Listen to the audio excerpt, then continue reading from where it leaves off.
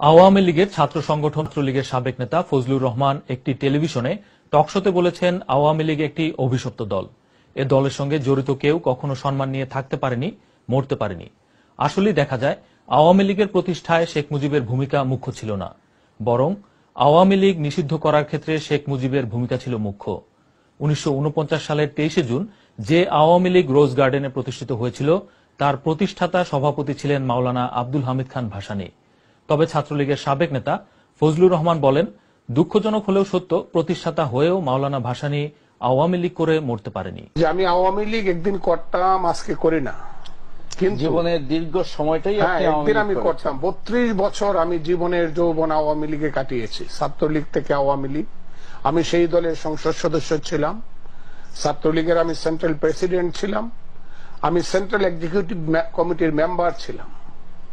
সেই দলটি আমি ছেড়ে এসেছি এবং সেই দলটিকে আমি অভিশপ্ত দল এই কারণে বলেছি, আমি যে এই আওয়ামী লীগ 1949 সনের 23শে জুন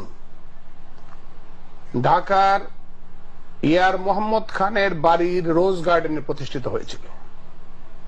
যিনি প্রতিষ্ঠাতা সভাপতি ছিলেন তিনি মরহুম মৌলানা আব্দুল হামিদ খান ভাসানী। তিনি আওয়ামী লীগ করে মরতে পারেন নাই। দলের প্রতিষ্ঠাতা সাধারণ সম্পাদক ছিলেন জনাব শামসুল হক, তার বাড়ি ছিল টাঙ্গাইল। যিনি বিখ্যাত পন্নী পরিবারের খুররুম খান পন্নীকে 1949 সনের উপনির্বাচনে পরাজিত করেছিলেন। সেই শামসুল হক সাহেবও আওয়ামী লীগ করতে করতে পাগল হয়ে মৃত্যুবরণ করেছেন। কোথায় মরেছেন আওয়ামী লীগ কোনোদিন খোঁজ নেয়নি। আমি দীর্ঘ কথা বলবো না, শুধু এই কথাটুকুই বলবো, এই আওয়ামী লীগ যখন বিপদে পড়েছে, বিশেষ করে 6 দফা দেওয়ার পরে আওয়ামী লীগের সমস্ত নেতারা যখন জেলে ছিলেন, তখন যে একজন ভদ্র মহিলা আওয়ামী লীগকে মায়ের আদর দিয়ে সারা বাংলাদেশে ঘুরে ঘুরে আওয়ামী লীগের কর্মীদেরকে আশ্রয় দিয়েছিলেন, উজ্জীবিত করেছিলেন, তার নাম ছিল আমেনা বেগম। সেই আমেনা বেগম পর্যন্ত আওয়ামী লীগ করতে পারেননি। এমনকি যিনি জীবনের যৌবন কাটিয়েছেন কারাগারে, তিলে তিলে আওয়ামী লীগকে গড়ে তুলেছেন এবং যিনি মুক্তিযুদ্ধের সময় প্রধানমন্ত্রী ছিলেন, যিনি না হলে হয়তো বা মুক্তিযুদ্ধ এত ত্বরান্বিত হতো না, সেই জনাব তাজউদ্দিন আহমদও কিন্তু আওয়ামী লীগ করে মরতে পারেননি। আমি সিলেটের মানুষকে বলেছি, সিলেটের মানুষ আপনাদের একজন প্রিয় সন্তান, মহান সন্তান, যিনি সেনাবাহিনী থেকে অবসর গ্রহণ করার সঙ্গে সঙ্গে 70 সনে আওয়ামী লীগে যিনি নিজের নাম লিখিয়েছিলেন এবং সিলেটের বালাগঞ্জ বিশ্বনাথ দক্ষিণ সুরমা থেকে যিনি পাকিস্তানের জাতীয় পরিষদের মেম্বার ছিলেন, তার নাম জনাব MAG উসমানী সাহেব। এবং মুক্তিযুদ্ধের সময় তিনি মুক্তিযুদ্ধের প্রধান সেনাপতি ছিলেন। তিনিও কিন্তু শেষ পর্যন্ত আওয়ামী লীগ করে মৃত্যুবরণ করতে পারেননি। আমি আরো বলেছি অনেক কথা। ধরেন আজকে আমাকে বলা হয় আমি ছাত্রলীগের প্রেসিডেন্ট ছিলাম, আমার মতো ছাত্রলীগের অনেক প্রেসিডেন্ট ছিলেন।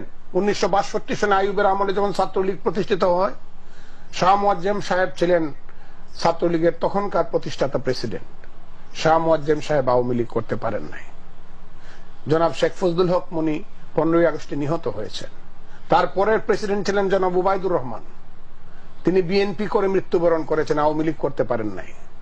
সিরাজ আলম খান, যাকে বলা হয় স্বাধীনতার রূপকার, ছাত্র যুবকদের মধ্যে যিনি স্বাধীনতার বীজ উজ্জীবিত করেছিলেন, আমি আমার অনামিকার আঙ্গুল কেটে তার সামনে রক্ত শপথ করেছিলাম বাংলাদেশের স্বাধীনতা। ইকবাল হল, তৎকালীন ইকবাল হল, আজকের জহুরুল হলের সেই পুকুরের পারে সেই সিরাজুল আলম খানও শেষ পর্যন্ত কিন্তু আওয়ামী লীগ করতে পারেননি। তারপরের প্রেসিডেন্ট ছিলেন জনাব মাজারুল হক বাকি, গণফোরাম করেছেন এবং অজানা অবস্থায় মৃত্যুবরণ করেছেন। তার জেনারেল সেক্রেটারি ছিল সেই মহান নেতা, আমাদের নেতা মাজরুল বাকি করেছেন না আব্দুর রউফ গণফোরাম করেছেন? মাজরুল হক বাকি সাহেব গণফোরামে গিয়েছিলেন। এবং জনাব আব্দুর রাজ্জাক, যিনি দুইবার ছাত্রলীগের সাধারণ সম্পাদক ছিলেন, অত্যন্ত অসহায় অবস্থায় মৃত্যুবরণ করেছেন। আওয়ামী লীগের সাধারণ সম্পাদক ছিলেন। আওয়ামী লীগের সাধারণ সম্পাদক ছিলেন, কিন্তু পরবর্তী সময়ে আব্দুর রাজ্জাক যে দুঃসহ বেদনা নিয়ে পৃথিবী থেকে চলে গিয়েছেন, আওয়ামী লীগ তার সঙ্গে যে নিষ্ঠুর এবং দুর্ব্যবহার করেছে তা তুলনাহীন। তারপরে আরেকজন ছাত্রলীগের পরের প্রেসিডেন্ট জনাব ফেরদৌস আহমদ কুরাইশি আওয়ামী লীগ করতে পারেননি। এরপরের প্রেসিডেন্ট জনাব আব্দুর রউফ, উনি গণফোরাম করে কিছুদিন আগে মৃত্যুবরণ করেছেন। খালেদ মোহাম্মদ লাই সাহেব সেক্রেটারি ছিলেন, তাদের খোঁজ নাই। তারপরের প্রেসিডেন্ট ইহিয়া খানের মার্শাল্লার সময় যিনি হলেন, তার নাম জনাব তুফায়েল আহমদ, 11 দফা আন্দোলনের মহান নেতা তুফায়েল আহমদ। এখন কোন মতে আছেন পরানো ধরিয়া, রবি ঠাকুরের সেই গানটির মতো, কোন মতে আছেন পরানো ধরিয়া। না থাকলেই হয়তোবা রাজনীতি না থাকলেই হয়তোবা ভালো হতো, আমরা তো অন্তত মনে শান্তি পেতাম যে আমাদের নেতারা অপমানিত হচ্ছেন না। তার সাধারণ সম্পাদকের নাম জনাব আসম আব্দুর রব, আওয়ামী লীগ করতে পারেন নাই। তারপরের প্রেসিডেন্ট জনাব নূরে আলম সিদ্দিকী, যার বক্তৃতায় পদ্মা মেঘনা যমুনার ঢেউ থেমে যেত, সেই নূরে আলম সিদ্দিকী আজও জীবিত, কিন্তু তিনি কিন্তু আওয়ামী লীগ করতে পারেন না। সাধারণ সম্পাদক শাহজাহান সিরাজ আওয়ামী লীগ করতে পারেননি। স্বাধীনতার পরে প্রেসিডেন্ট বঙ্গবন্ধুর ভাগ্নে জনাব শেখ শহীদুল ইসলাম, তিনি কিন্তু এখন জাতীয় পার্টি করেন, তিনি আওয়ামী লীগ করতে পারেননি। তার সাধারণ সম্পাদক আব্দুর এম এ রশিদ কোথায় আছে কেউ জানে না, কোনো খোঁজ নাই। তারপরের প্রেসিডেন্ট মনিরুল হক চৌধুরী বিএনপি করেন, সেক্রেটারি সেই শফিউল আলম প্রধান জাকপা করেন। ৭৫-এর 15ই আগস্টের পরে আমরা যারা ছাত্রলীগ করেছি তাদের নাম যদি আজকে বলি, কোথায় সেই এম এ আওয়াল জাতীয় পার্টি করে তিনি মৃত্যুবরণ করেছেন। তারপরের প্রেসিডেন্ট উবায়দুল কাদের এখন একমাত্র ভাগ্যবান ব্যক্তি যিনি এখন যোগাযোগ মন্ত্রী, আমার বন্ধু। সাধারণ সম্পাদক বাহালুল মজনু চুন্নু, খুঁজ নাই, হারিয়ে গেছেন। তার পরের প্রেসিডেন্ট জাহাঙ্গীর সাহেবের খোঁজ নাই। জালাল সাহেবের টিম টিম করে চলছেন। আমি ফজলুর রহমান, আমার সাধারণ সম্পাদক বাহালুল মজনু চুন্নু, সেই সবচেয়ে ত্যাগী নেতা মুকুল বোস। ডিজিএফআই তাকে যেভাবে নির্মম অত্যাচার করেছে তার কোন তুলনা নাই। তিনিও এখন আর আওয়ামী লীগের কেউ নন। এমনকি আপনি শুনলে অবাক হবেন, যাকে বলা হতো আধুনিক জগতের ক্ষুদিরাম, যিনি ৭৫-এর 15ই আগস্টের পরে যুদ্ধ করে ফাঁসির মঞ্চে গিয়েছিলেন, তার নাম বিশ্বজিৎ নন্দী, এখন আর আওয়ামী লীগ করেন না। আর আমি যাব না, আর আমি আগাবো না। আপনাদের সিলেটের সন্তান, ডাকসুর ভিপি, স্বাধীনতার পরে ছাত্রলীগের একমাত্র ডাকসুর ভিপি, ছাত্রলীগের প্রেসিডেন্ট, সিলেটের সেই সন্তান সুলতান মোহাম্মদ মনসুর, কোথায় কি করেন কে জানে।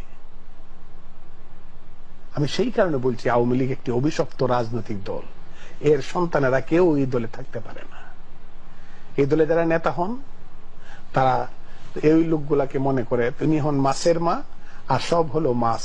একবার জ্যৈষ্ঠ মাসে ডিম পেড়ে যান, আর পরের জ্যৈষ্ঠ মাসে মাছগুলো আর থাকে না।